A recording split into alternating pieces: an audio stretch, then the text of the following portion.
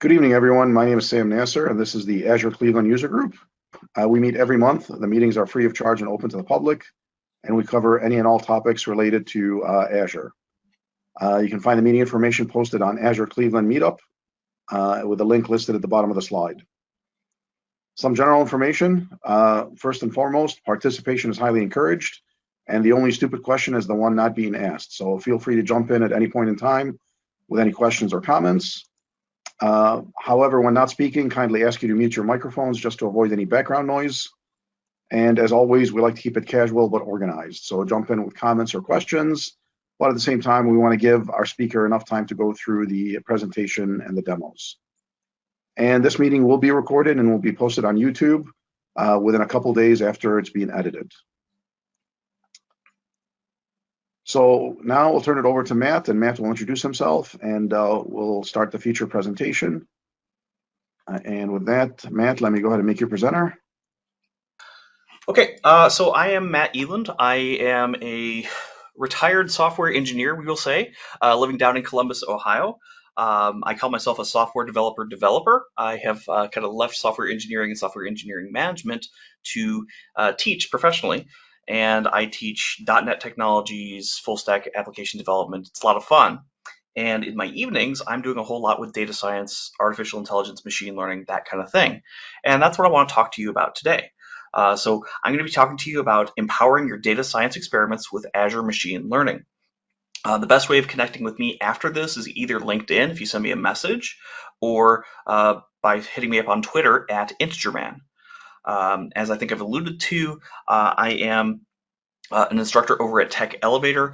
If you are not familiar with us, we are headquartered up in Cleveland. That's where we started. Columbus was our second campus, so I guess Cleveland is campus 0 and we're campus 1. But we have a number of campuses throughout the northeastern United States. We are targeting a lot of communities throughout the world, mostly throughout the United States, rather, mostly on the eastern United States, but we're spreading westward as well. We also offer a national live remote presence where we teach software development to people over the course of 14 weeks or 30 weeks, as the case may be. I teach in their 14-week full-time on-site program, so I teach C#, SQL, JavaScript, HTML, CSS, all that good stuff. This is a nice time for a shameless plug for my employer. If you are in the tech community, hire our grads. They're awesome people. This is really the best way of getting into tech I've ever seen. I am biased, but that is my opinion based on everything I've seen in my career. If you wanted to, you could volunteer as a mock interviewer, either on the technical or on the HR side of things. And if you really like what we do, you can come join us and teach. It's really fulfilling, and I love it. But that's not why you're here. You're here about my side projects and the fun stuff I do outside of teaching. So I really like to learn, and I have been doing that through a master's program in data analytics through Franklin University, and I don't quite get enough knowledge, so I go out there and I study things from Microsoft. So I'm now a Microsoft certified Azure Data Scientist and Azure AI Engineer Associate, and I take those things that I learn and I like to share them with the community. So I run a blog, several blogs, but I run a data science blog called Accessible AI, where I share about data science, artificial intelligence, machine learning. I'm also a terrier owner, and he's very barky, so I do apologize for that, but he should stop shortly. I run a YouTube channel as well. I'll give you some links for that at the end, where I also talk about data science on Azure primarily. I'm one of the organizers of the Central Ohio .NET Developer Group, and I help various conferences that I can. So this is kind of what I have been getting into for fun in my spare time, and today we're going to talk about Azure Machine Learning. So Azure Machine Learning Studio is a part of Azure. It's kind of like this royal part of Azure that Microsoft has given us to play around with for machine learning experiments, and we'll be talking a little bit more about what we can do with it. So my goals for you tonight are that you're going to, if you don't already understand anything about machine learning, I want to introduce the idea of machine learning to you, kind of go over some basics of what machine learning is and what's involved with it. I want to show you how Azure can help you get into machine learning, or if you're already into it, can help elevate what you're already doing. And I want to show you how you might get started with Azure Machine Learning. Right? So those are kind of our key goals. We're going to start out by covering the basics of machine learning for those of you not familiar with it. Then I'm going to pivot into Azure Machine Learning Studio, which is the bulk of our talk. We're going to be talking about automated machine learning, the drag and drop designer, and then finally the Python SDK. So 3 major ways we can do machine learning on Azure. And we'll close with some next steps and additional resources.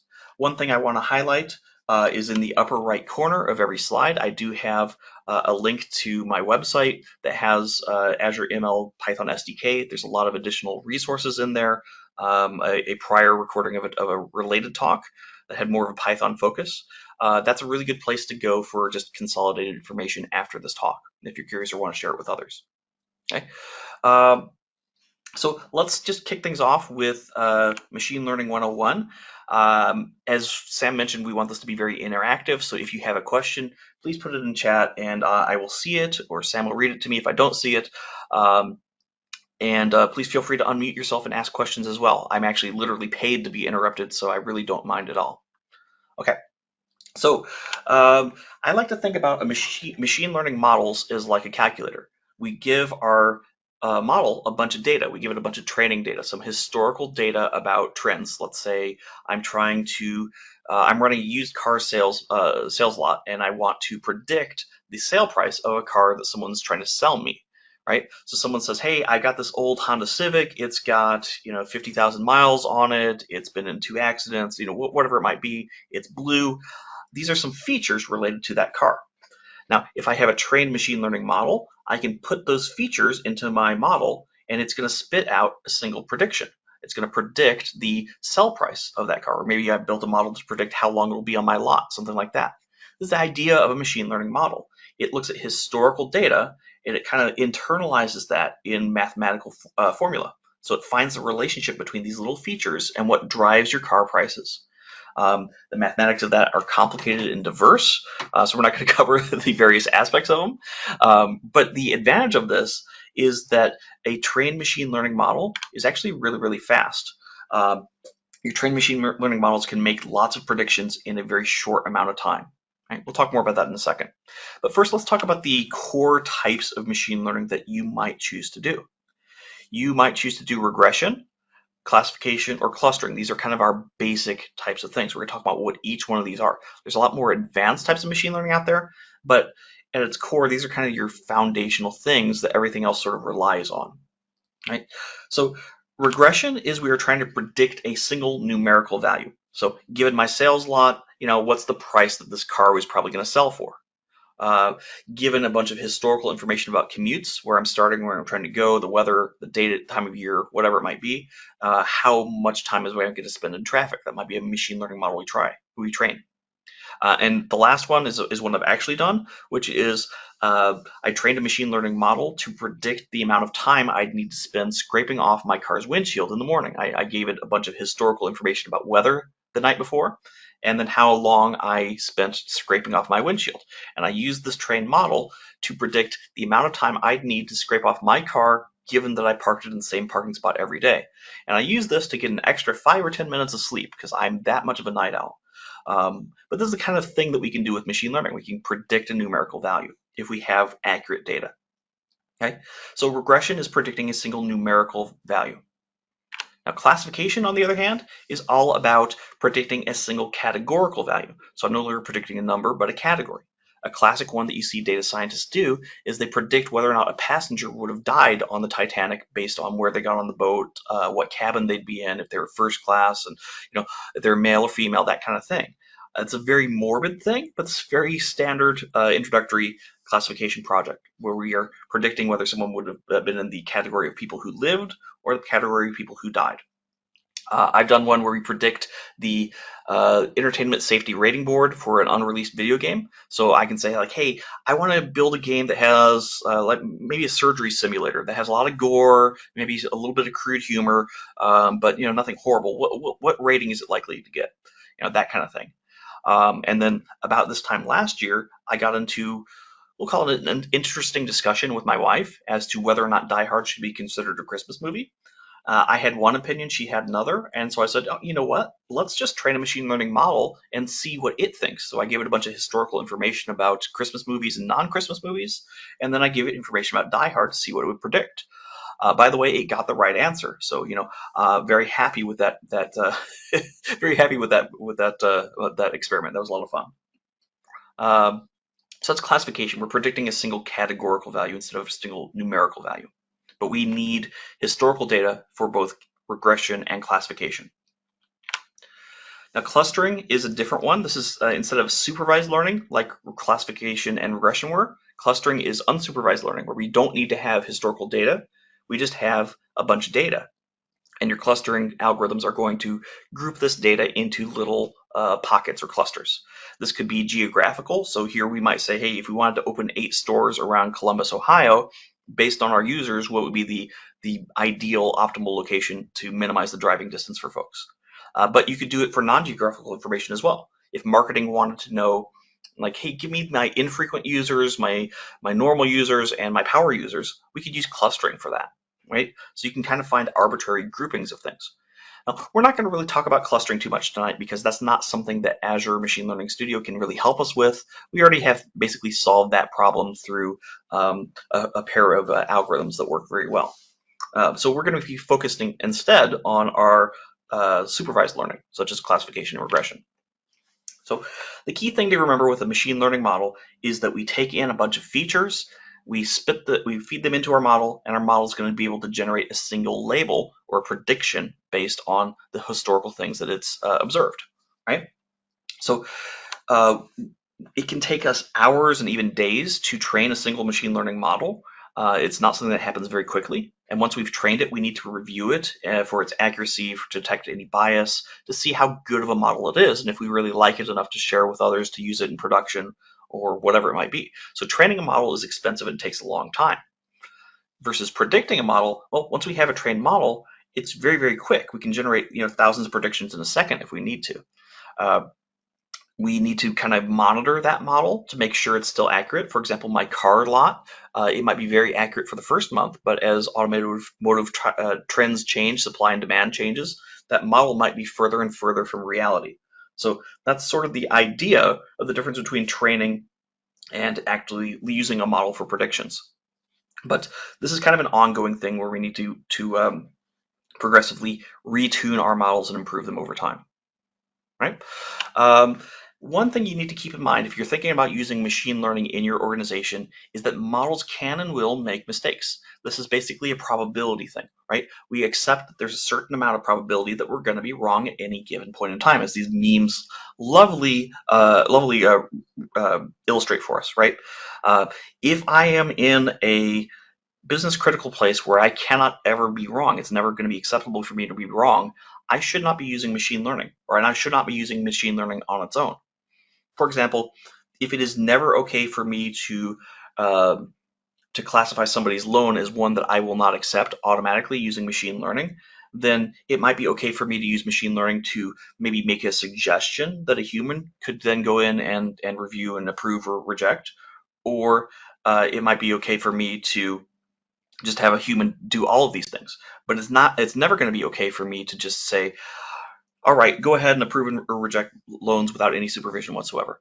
So some industries, it's okay to use a model that can make mistakes. Some industries, it's not. It's up to you and your executive teams to determine, like, hey, are we okay with it being wrong a certain percentage of the time? Right? But a trained machine learning model is going to be able to predict more things in a given second than a human expert could. And a trained machine learning model might even find relationships that your human expert never even thought to look at. So they can find correlations that you didn't even know were present. So they can make a lot of predictions, and they can find insights that you didn't think that they could. So some of the advantages of machine learning, why we like it. But like we're saying, we got error that we can have in any sort of a machine learning scenario. So this is a nice little graph of regression. So this blue line might be the value that our model is predicting, and this black line, the black dots here, would be like the actual value in our data. And these red bars would be the error. So our model was predicting this, and the actual was this. We have a little bit of error. And we can see that models might be better at predicting things in certain ranges versus others, right? Some areas have more error than others. It's kind of a simple graph here, but you can kind of understand that there's going to be error in your model. It's going to fit to the data that you give it, but it's not going to get it completely right all the time.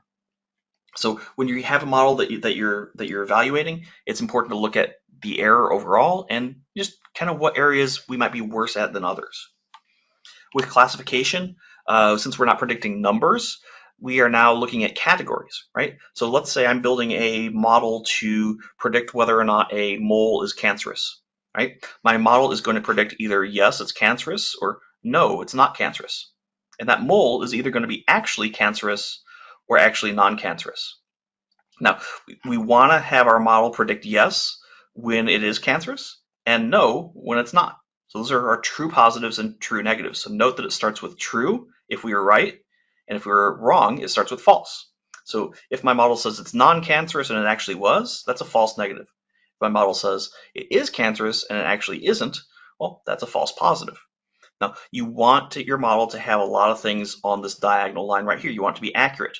But you have to keep in mind that your model might be more biased to being wrong in one area versus the other, right? So this is a sample confusion matrix we might see out there.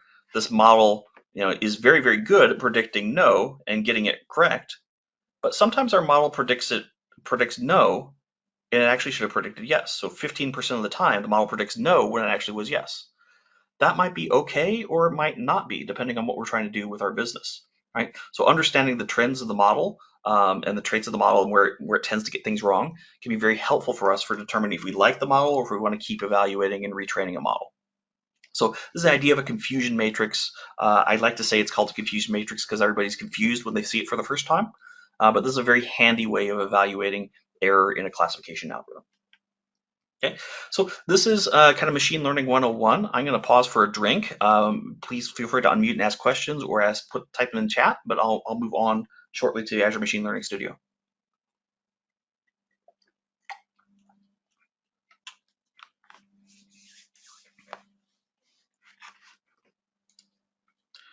All right. And as always, please interrupt me if you need to. It's going to be hard to remember your questions at the end. Azure Machine Learning Studio, as I mentioned in the open, is kind of this royal component of Azure, right? It lives inside of Azure. It has a separate URL. It's ml.azure.com. But we go into the Azure portal and we create a new machine learning instance, and then we can work with the Azure Machine Learning Studio. We have different options available to us for how we might want to work with our machine learning experiments. We have the notebooks as an option, automated ML, and the designer.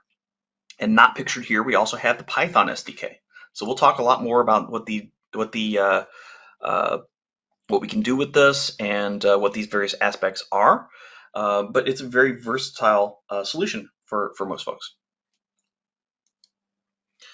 So when we are creating an Azure Machine Learning instance in Azure, we have to specify a resource group and name, which is fairly normal. We also have to tell it what region.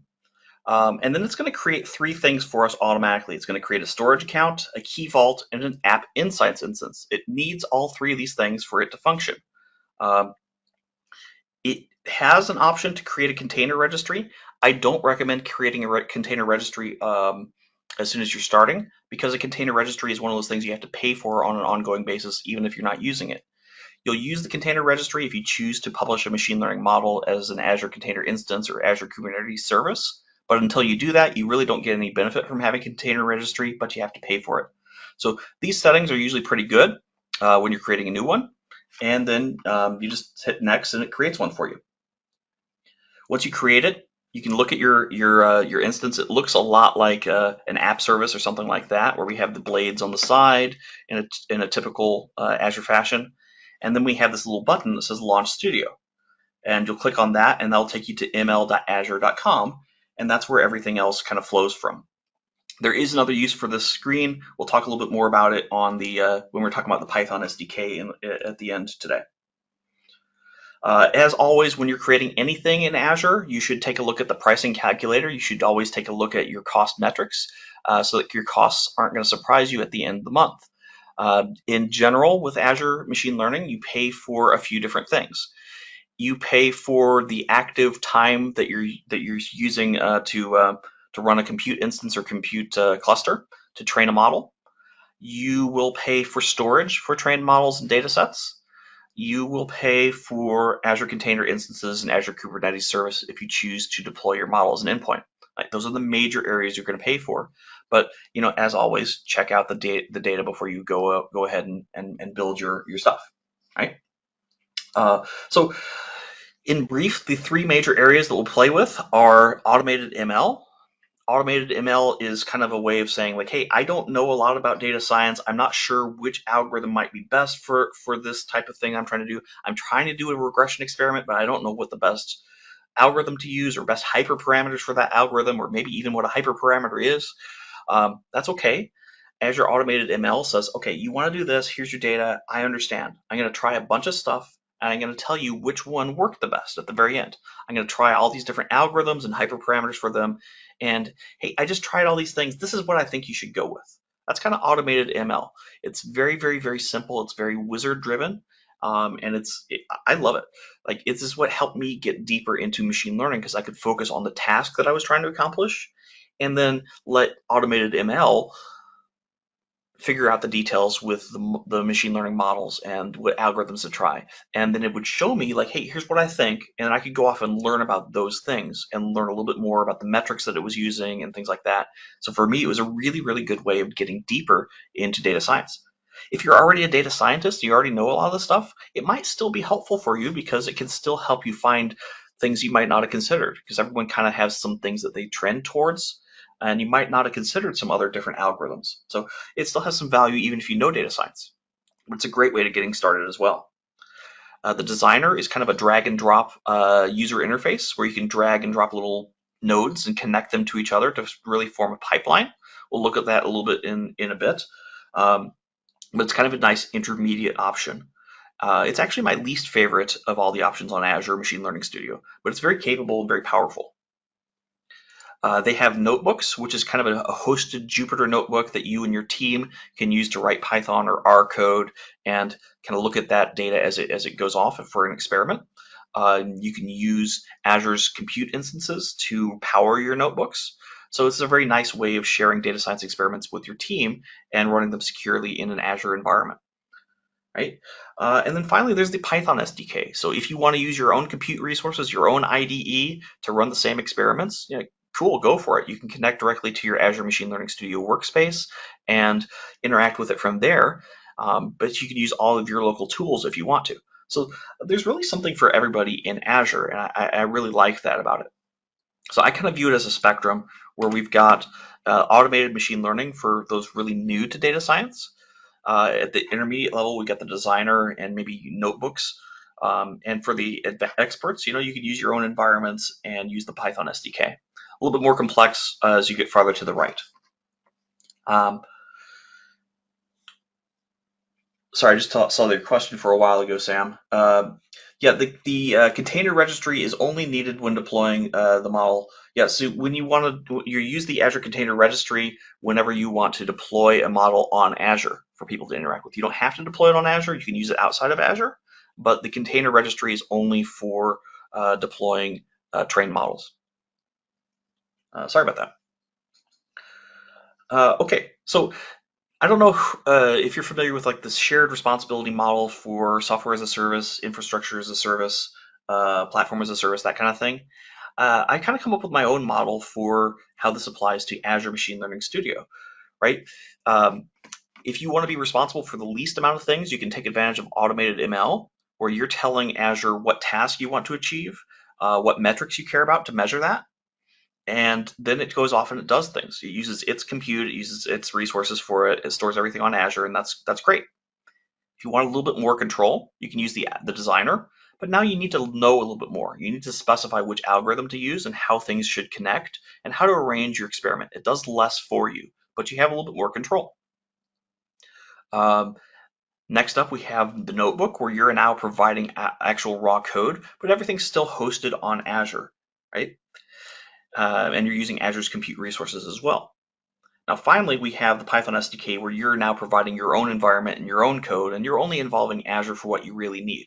So it really is kind of like a spectrum of like, hey, how much do you want to be involved? How much do you want to be responsible for? How much do you want Azure to be responsible for? Very similar to software as a service versus platform as a service versus infrastructure as a service, for those of you familiar with cloud computing.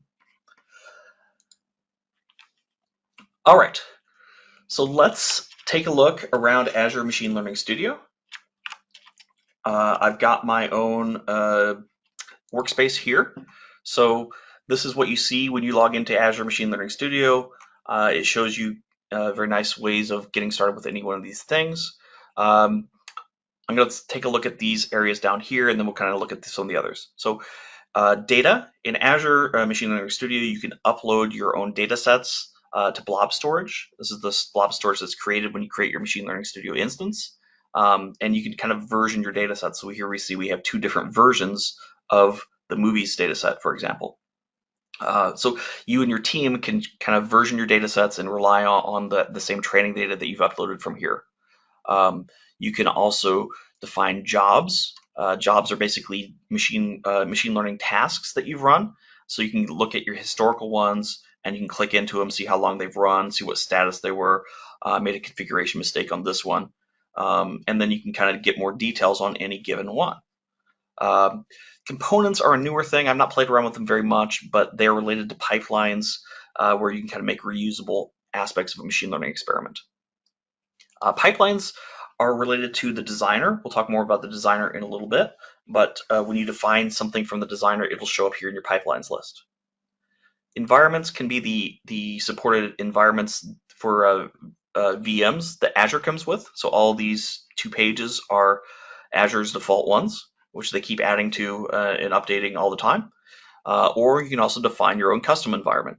I've not been brave enough to do that, but if I had a need to and Azure didn't have one, I could kind of say, hey, I need an environment that has this version of this and this version of that, and it could be stored in my Machine Learning Studio instance.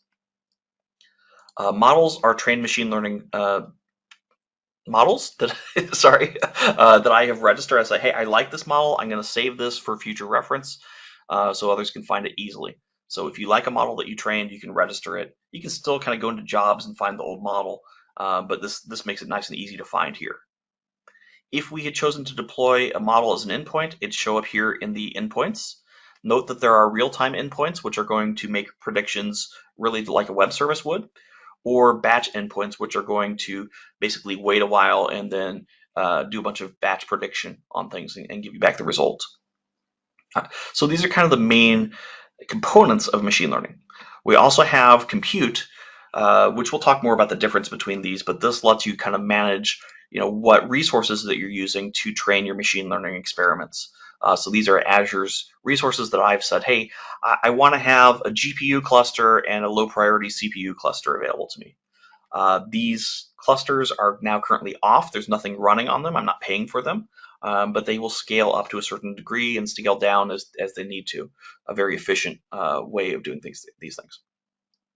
Let's take a look at the notebooks, the automated ML, and the designer. So notebooks is really just it's like a file system on the left, and you can upload or create your own new notebook. This is one I've uploaded myself for playing around with automated machine learning in Python. But you can see I have Markdown kind of mixed together with Python code, and I have some things related to hockey teams. I was trying to predict the amount of penalties that we might see if any 2 teams played each other. So we can run this on a compute instance in Azure. I don't happen to have one active at the moment, so I can't show that to you. But if you wanted to do Python using Jupyter Notebooks, you could just create a new IPy notebook here and just run with it right in Azure, and you and your team can work with that, which is really neat. Automated ML, this is really my recommendation for getting started if you're new to machine learning. You can go in here, create a new automated ML job, and then basically tell it some things. I'm going to walk you through the process of that with slides in a minute, but it's just right here. You click it and create a new job and run it. The designer, the designer has a nice set of samples, but you also can go in and kind of create your own, and it's really this this nice little canvas that you can go in and find a task or a model or an algorithm that you're interested in and just drag it on here. So if I was interested in, let's say, I want a classification algorithm. It does tend to scroll up for some reason. I've been noticing that over the last day. So if I wanted to take in 2 class, I'll just use the search, fine. I want to do two-class logistic regression. Okay, I chose the one I already had on there, but I could just drag it onto my canvas and then connect it to whatever I needed to. So you have this way of kind of tweaking with things. You can double click on any of these to bring up like their properties and configure them a little bit more. So you have to know a little bit more about what you're doing with a designer, but you're not writing code most of the time. Though you can actually create like nodes with R or Python in there, and it'll just run your R or Python code, which is pretty neat. So that is kind of what we can do, or the high level features of Azure Machine Learning Studio. I'm going to go back to slides for a little bit here, and we'll jump back into the demo a little bit later, potentially for the designer. Before we move on to the automated ML, let's talk a little bit more about the compute instances. But the compute resources are like one of those areas that confuse a lot of people when they're coming in. They're like, okay, well, in order to do any experiment, I need to have some compute resources. But there's so many categories. We need a compute instance, a compute cluster, attached compute. There's so many different things. So much that I wrote a whole article about it. Compute instances are kind of like these little lightweight things that are designed for running notebooks. You have to use them if you're doing a Jupyter notebook in Azure Machine Learning Studio. You can use them also for automated ML and training experiments and the like. I have found that it's usually better to use a compute cluster for that, because they tend to scale better and they actually tend to be more price efficient to use a cluster. So a cluster is kind of now my go-to default for almost anything except for an Azure notebook. But I tend to use this Python SDK instead. Attached compute is basically like, hey, we're a team, we already have a VM that we're paying for. We'd really like to use that VM for our experiments. We're already paying for it. Let's just register it as an existing VM, as an attached compute. You can also register Databricks or HD Insights. It's usually better to use a compute cluster versus creating a new compute to use as attached compute. But if you already happen to have one and you want to be able to use it, that's great too. If you are running with the Python SDK, for certain tasks, you can use local compute. That's your own computer's resources, right? So unfortunately, I can't use my own desktop computer to help my automated ML experiments using the wizard. I wish I could, but I can't yet. So I have to pay Azure for that. Now, thankfully, they charge about like 4 cents an hour for a node. It's something very, very, very reasonable for the actual training process. So it's not really a big deal, but still, I'm a cheap man. I like to use local when I can. So yeah, my recommendation to you as you're starting off is just go with a compute cluster. Make sure to set the minimum nodes to 0 so it can scale down when you're not using it, because you really don't want to pay for this 24 hours a day. But it's a very efficient way of working with your machine learning experiments. All right, I'm going to take another drink and pause for questions.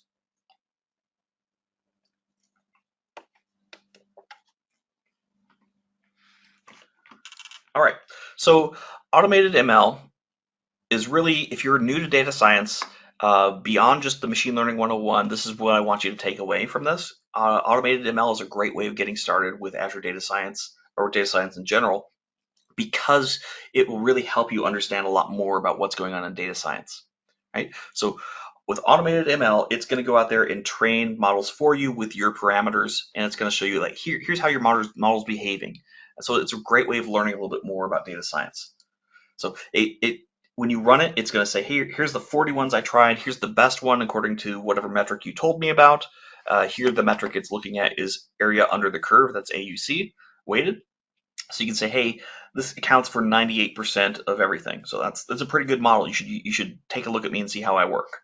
But when you're starting out, you want to run a new experiment. You can go over to the wizard and say, hey, I want to start a new automated ML job. And then the next thing you have to do is you have to tell what data set you want to work with. So you can either upload your own CSV, you can use a URL, you can use an open data set, and they have some support for like existing data on Azure, right? So you're kind of going to specify something you've already created, or you can create something on the fly there. Now, as you create something, you're going to basically say, hey, here's the columns that it has. I don't want you to use the ID column. I do want you to use this, this, and this. So you're telling it what it should care about, right?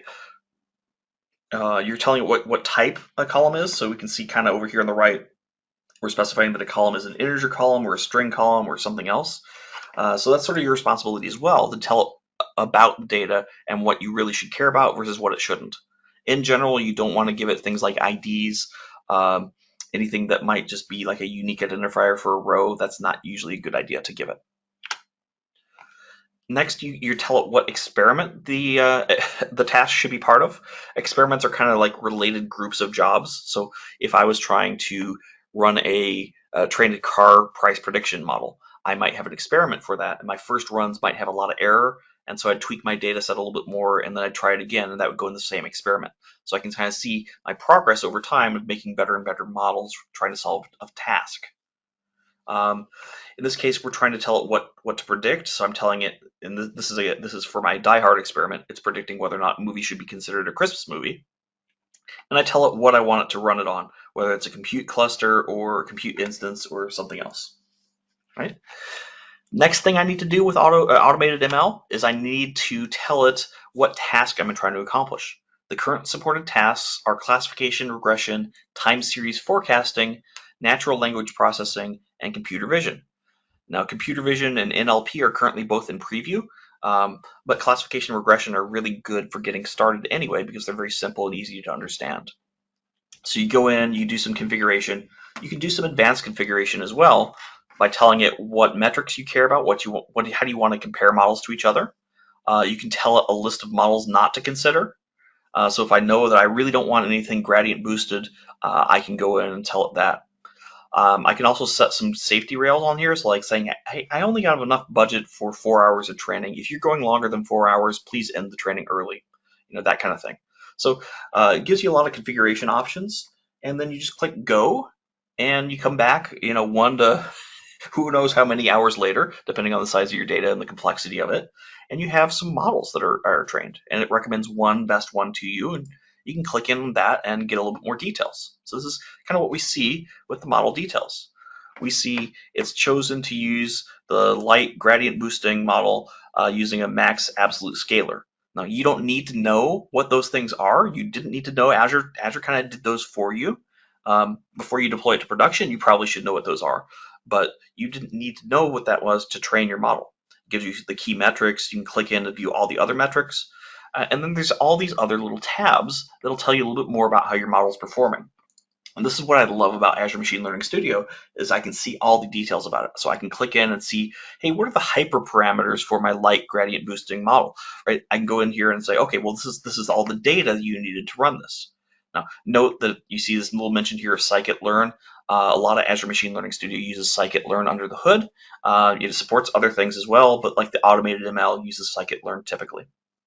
But I could just take these hyperparameters now. I could download my model and I could be done with Azure. I could run things totally outside of Azure if I wanted to. I now have my trained model. I can delete anything related to my resource group, and I'd just be out the amount of money I spent training it. So very powerful stuff. It offers a lot more. So we can see a little bit more about like the transformations it's doing. So like given my columns, it's kind of ignoring one of those columns and it's calculating some averages on a bunch of them. And some of these things it looks like it's doing n-grams for text recognition. And again, I don't need to understand these things. It's just showing me how it's working. I really should look at this a little bit more and understand a little bit more before I deploy it, but it's explaining itself in the decisions it made. Metrics are really important with machine learning, so we have a lot of them, and they are scary. They're very scary, actually. But the key one is for like a classification experiment. It's going to be your confusion matrix, and I have it right here. I can see, hey, this is a pretty good model. It's very accurate over here. It's not making any mistakes over here. It makes some mistakes. It makes some false negatives. It looks like so. It's predicting 0 when the actual value was 1 about 25% of the time. Maybe I care about this. Maybe I don't. But this gives me some nice tools for visualizing my model and how well it's performing at various different data rates, right? If I'm an absolute nerd and want to get into all the deep metrics, I have those available to me as well. This is also a really great way of, passing out on the floor from intimidation and then waking up and going out to Microsoft's lovely documentation and learning a little bit more about what's the F1 score and what's the difference between weighted and macro and in micro and what do I really care about here. But this is really, really good for helping you understand more about your model and how it performs and making decisions based on that. Okay. By the way, in my process of trying to learn what all these things are, I wrote a bunch of articles about this stuff. So go out to accessibleai.dev and just click on metrics on the tag on the sidebar, and you'll find a couple of articles just for understanding regression and classification metrics. And hopefully that helps you, but it definitely helped me to write out what those things are so I would understand a little bit more myself. So that's our brief commercial break from myself. But let's say we like a model and we want to understand a little bit more about like what it thinks is important. Well, we can look at the aggregate feature importance. That's just what overall features does this model think is important. It's going to predict if something, in this case, this is a Christmas movie prediction. This is saying the things that are really important for making it a Christmas movie or not a Christmas movie tend to be the keywords. So the keywords column tends to be really important. So keywords would be something like explosions or helicopters or candy canes or something like that, right? So some various tagged keywords in this data set. Overview is a text column, so looking at the overall plot of the story, that makes sense. And the rest of these are related to genres and release years and stuff like that. So you look at this and say, well, does this make sense given the problem I'm trying to solve? If these seem like reasonable decisions for your model to be making, that's great. But if you have a model and it's doing a really good job of predicting whether or not somebody's loan should be approved, and the most important factor to it might be their zip code, that might be a warning sign that you've trained a model that's keying in on the wrong thing, and you ought to take a look at that a little bit more. So this is aggregate feature importance. It's really important to look at, and we have it right there in the Azure portal. Individual feature importance, let's look at like individual features. So our model said keywords were important. So what's important about it? And we can look over here and say, well, all right, if a movie contained the keyword of Santa Claus, nerd, faith, gift, bell, beard, North Pole, shoot, trestle, ticket, or Christmas, there is a 99% chance that movie is going to be considered a Christmas movie. Now, I don't know what nerd is doing on this list, but it amuses me greatly that the model picked up on that. So you can kind of see a little bit more about how your model is making the decisions that it's making using the aggregate and individual feature importance. Because understanding your models in machine learning can be tricky because of all the mathematics involved.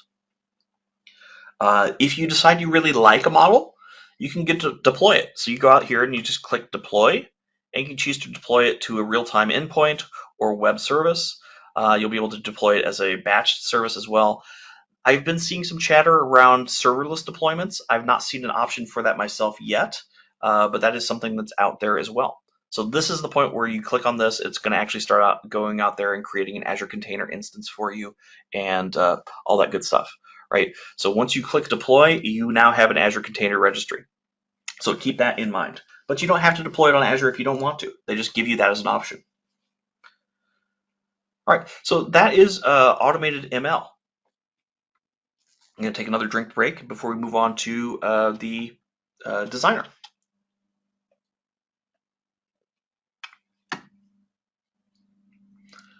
All right, so the designer is a nice drag and drop canvas. And we kind of looked at that a little bit earlier, where you can just drag and drop little steps on there to create a pipeline. Right. So the pipeline is sort of this idea of a something that's going to take in a bunch of data, and it's going to run through a repeatable pipeline, and it's going to generate some predictions. So a pipeline in Azure Machine Learning Studio is all about, it's really all about a repeatable data science experiment. Whether you're trying to repeatedly train models or repeatedly build predictions, pipelines are really built for that. So designers are really good for models that you need to retrain like every month or something like that. That's what the designer is really, really good for. I'm kind of a data science hobbyist, so that's not really in my core need area. So designer isn't as relevant for me as the other ones are. But if you and your team like to automate things, which you probably do, this is a good option for you. Right? So again, we just drag and drop little columns down here. We can kind of connect and configure things. And when we're ready, we can just click submit. And it's going to go out there and run this on an Azure Compute instance. It's going to train all these little models. And as it's going, you kind of see nodes turn green. And this blue one is one that's running. And it kind of splits them up on various nodes in your cluster if you're running it on a cluster, which is really neat. The other nice thing about this is if I was doing this and I didn't like the performance of my model at the end, and let's say I wanted to tweak the properties for the split data step, I could do that and click submit, and it's not going to rerun this, and it's not going to rerun this, but anything that depends on split data, it's going to rerun again. So it's very smart about what it does, and it optimizes things for you versus automated ML and the other ones that they'll run over from the beginning. But the designer pipelines are actually very efficient. Once you have a pipeline that you like, you can click publish, and it actually makes it out there kind of as a little web service. And now you can take in input from somebody else, and it's going to basically just spit out your trained model or your predictions from your model, depending on what you're publishing. So very, very good for making automations. While we're talking about this, there is something in these graphs that you might notice, which is like this little split here, right? Like we got the split data, it goes to the trained model, and then the other half of it goes to the score model. So let's talk a little bit more about why we do this, because this is an important concept in data science.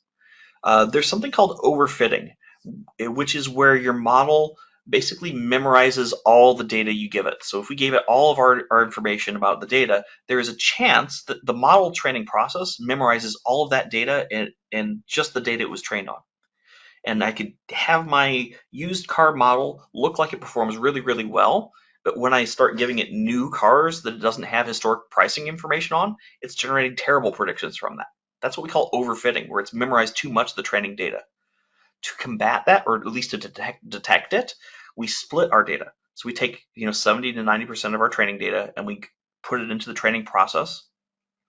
And then when we have our trained model, we can evaluate the model's performance against the remaining 10 to 30%.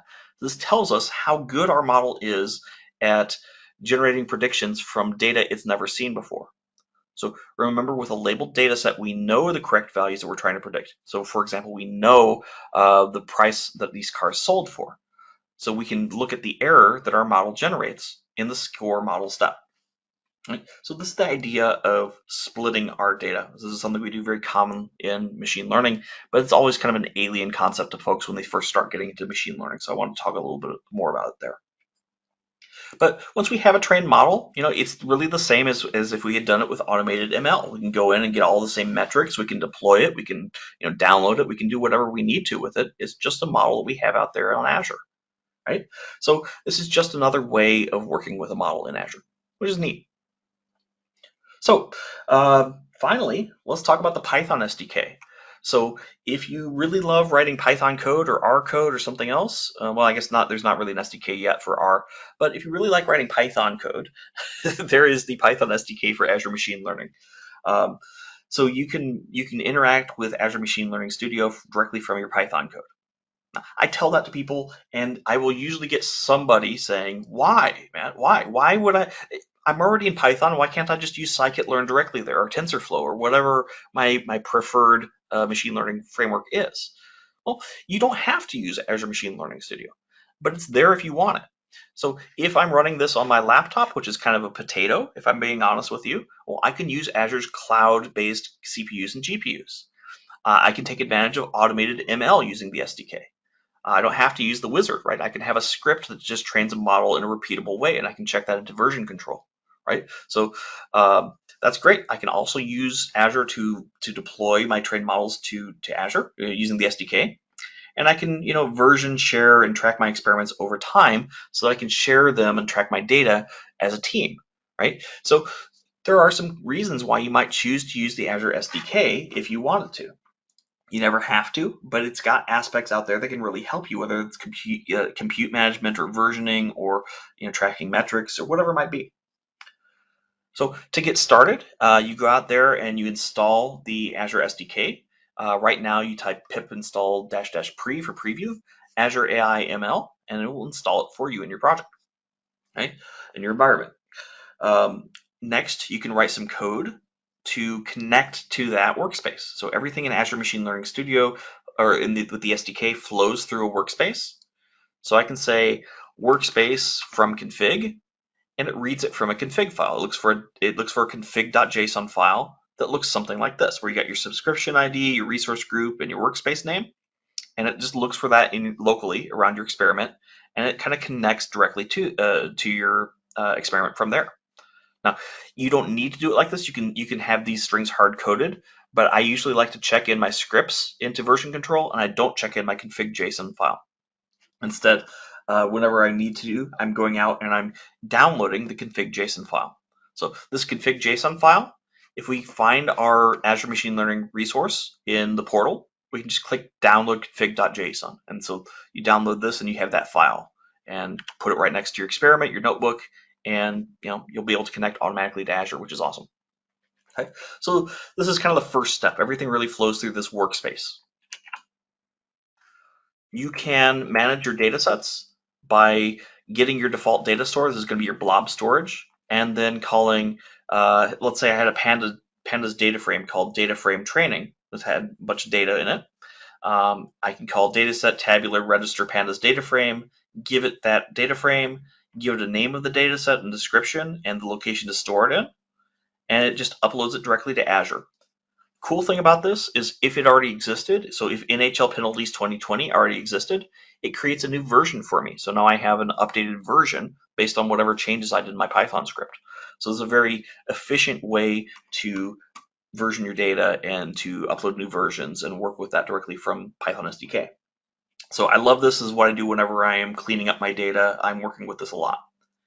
For whatever reason you wanted to get that data set out of Azure, you can call dataset get by name, you give it your workspace, you give it the name of the dataset, and it just grabs it directly from there. Your dataset isn't a pandas data frame, but if you wanted to get it back into one, you can just call dataset to pandas data frame and then get it from there. And just as a reminder, in the upper right corner, I've got this Azure ML Python SDK link that you can go to get these slides, to get the code, whatever you want to work with. All the stuff I have out there on my GitHub as well. But this is a nice central link for finding more about that stuff. All right. So let's say that we wanted to run automated machine learning from our Python SDK. Well, we can do that. We go out there and we say, hey, I want to create a new experiment. So I'm creating a new experiment object. I'm giving it the workspace to run in and a name for the experiment. If the experiment exists, that's great. If it didn't, well, I just created an empty experiment with nothing in it. Well, that's fine too. But I can use this to track future jobs, right? If I didn't have any compute resources or if I wanted to create one, I could actually do that directly from Python code. So here is something based on something from Microsoft's documentation. I'm going in, I'm trying to find a CPU cluster in my workspace with the name low-end compute cluster. If that exists, great. I now have a reference for it in CPU cluster. If it doesn't, well, we go down to our compute target exception, and I can actually provision it right here. So I'm going to say, hey, go ahead, Azure Machine Learning. I want to create a new compute instance. I want to use this VM image. This is one of those things that you'll see in the Azure portal. You'll see the price associated with it. You'll configure the minimum nodes. This should be 0 if you don't want to pay for it constantly. So make sure you have that 0, and then the maximum nodes as well. It will yell at you if you try to exceed your quota. You can always contact support to get your quota increased. But you might get an error here if you try to exceed your quota or you use a VM image that doesn't exist. But you can create your CPU cluster and then just basically waits until it's created, and then you have a new compute resource. Now, the next bit is probably the nastiest code I'm going to show you. This is how we might choose to configure an automated machine learning experiment. So here's a case where I want a new regression task. So I'm saying my task is regression. I'm creating an AutoML config object. And then I'm starting to tell it little details like, hey, what's the main way I want to look at this? How do I want to compare this? And so I need to choose a supported metric. And if I choose an incorrect one, Azure will tell me, and it'll say like, okay, here's the ones you should use instead. Next, I need to tell it what compute target to use and how it should be running. And then I need to tell it how many nodes it's possible for it to use. If I want it to be running it one at a time for some reason, I could do that. But most of the time, I want it to take advantage of my full maximum number of nodes in my compute cluster. I can also set a ceiling on the number of runs to use. So if I don't want this to run more than 40 generations, I can. And I can put a timeout on each individual iteration run if I want to. I'm now going to give it a data set. This is a data set, not a data frame, but a data set to use. And this is a case where I'm using cross-validation instead of splitting my training data. Cross-validation is basically where it uses all of your data, both for training and for validation, but it runs through it, in this case, 5 different times. So a little bit more expensive in terms of like I'm running it multiple times, but you typically get better metrics by using cross-validation than you might just doing a manual train test split, like I showed you earlier. This is a case where I'm telling it what I'm trying to predict. So in this case, I'm trying to predict the number of penalty minutes. So this is a configuration object. It's kind of nasty. There's a lot of documentation around it, but this will let you configure your experiment and then run it. Next thing I do is I go in my experiment, I tell it to submit it, and then I say run details, run show. And this is going to basically show me a nice little widget that lets me track my experiment as it runs. So in my Jupyter Notebook instance, I now see like all these little generations of the experiments and how well they're performing. That's on our vertical line. It's very hard to see on this graph, so I apologize for that. But it's the best screenshot I've grabbed from my experiments in the past. So we can kind of see the status of all these different runs, what ones are running, what ones have failed, and I can click on one and it'll take me directly into it in Azure as well. So that's really cool. Once an experiment has completed, which does take some time, we can get the output, so we can get details on the best run, as well as the trained model. So this get output returns a tuple. If I want to, I can download the files directly to my machine from that best model. So now I can delete everything from Azure if I wanted to, and I can just run with that model locally. I don't have to use Azure anymore. It just was there for training if I wanted it to. Right? So that downloads like a pickle file and some YAML files and the things that you would need to run your experiment locally if you wanted to. You can also look at the run details to get some metrics about the model. Again, very wide, hard to read screenshot. I apologize for that. This is a model that didn't perform very, very well, but at least it told me that, right? Using a nice little interactive thing. This is the kind of thing I'd see in Azure Machine Learning Studio if I went there, but I can see it directly in Jupyter Notebooks, which is nice. I can take my model and register it. I can say, hey, here's a new model. I'm going to register you out there in my Azure Machine Learning instance so other people can work with it if they want to, or so I can refer to it in the future or deploy it if I wanted to. And then after that, if I wanted to grab it again, I can just grab it by its name. Easy peasy. So I can kind of use Azure to store my trained models. And if I really wanted to, I could just go out and load up some data and call model.predict.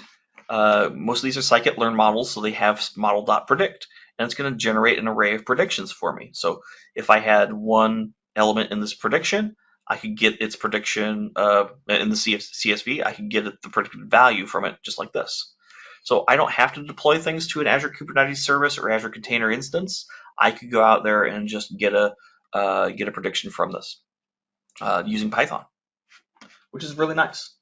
So this is kind of high level what we can do with the Python SDK. You can do almost anything you want to, almost anything you could do from Azure Machine Learning Studio. You can do with the SDK. It's a really good SDK, but you're probably going to be spending some time reading the documentation.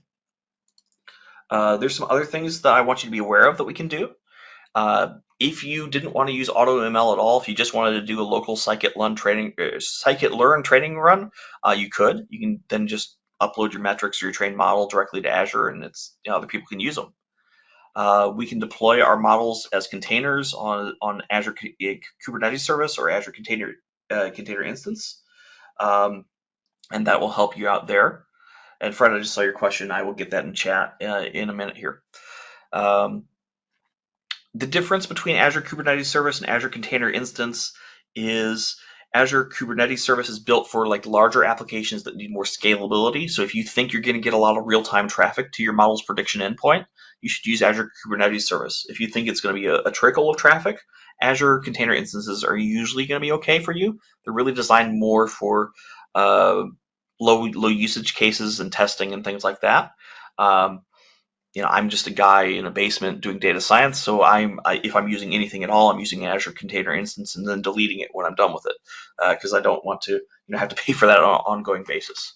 But yes, let's Let's get that link in chat before I forget about it. So I'm going to go out to matteland.dev, and I'm going to go into this guy and copy and paste, and there you are.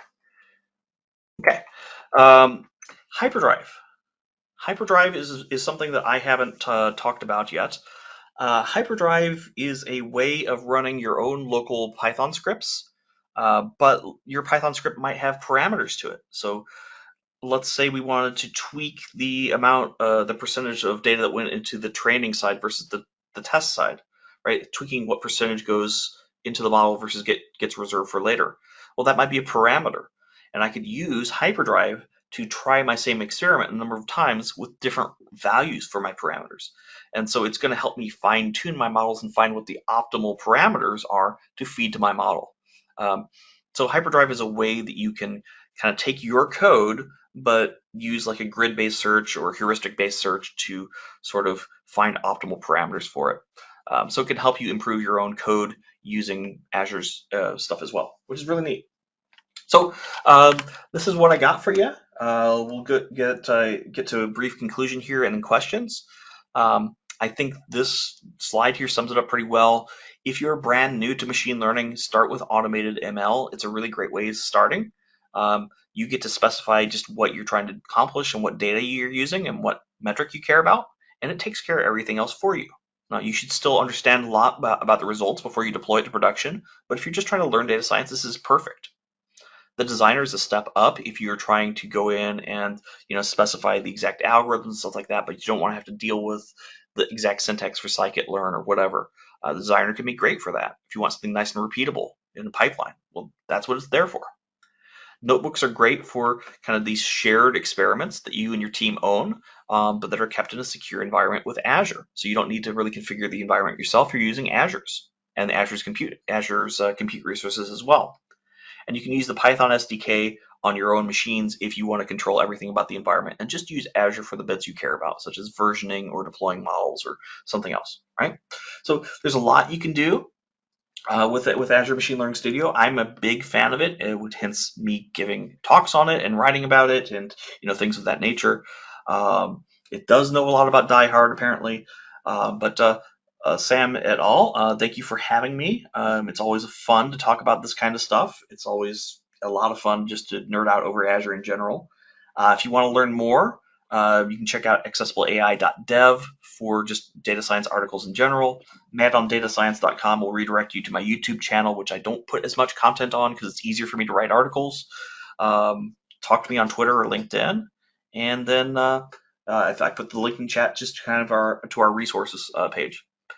Tech Elevator would love me to plug our obligatory call to action once more. If you're curious about hiring, if you want to volunteer or teach, talk to me. I'd be happy to talk to you about it. We're really a great program. I believe very strongly in what we do, or I wouldn't be here doing it. But thank you again. Happy to turn things over to Sam or answer any questions we have. Thank you, Matt. Highly appreciated. That was a great overview. And Azure is one of those products that just never ceases to amaze me with the variety of things you can do in it. Yeah, it's fantastic. Absolutely. In the chat, there's going to be a variety of links listed relating to tonight's wrap-up. There's going to be a link for the eval as well as the YouTube channel. And let me go ahead and post that in there.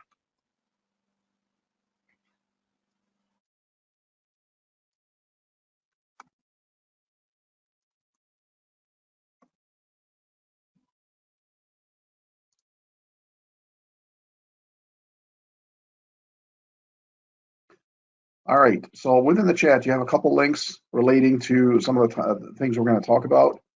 Primarily, the recording of this presentation will be edited and uploaded to YouTube. If you would, please subscribe to the channel to get upload notifications. In addition, the blog is where I post all technical events that are going to be happening, and those will be posted at samnasser.blogspot.com. And again, you can subscribe to that to get updates. And last but not least is the feedback evaluation. If you would please utilize the link in the chat for the feedback evals. We can fill those out and provide Matt with some constructive criticism. Lastly, my contact information. snasser@nistechnologies.com. My Twitter is @SamNasser. My blog, as I mentioned earlier, samnasser.blogspot.com. And if you haven't connected with me on LinkedIn, I invite you to do so. And with that, thank you all for attending, and thanks again to Matt, and look forward to seeing you all next month. Good night, everyone.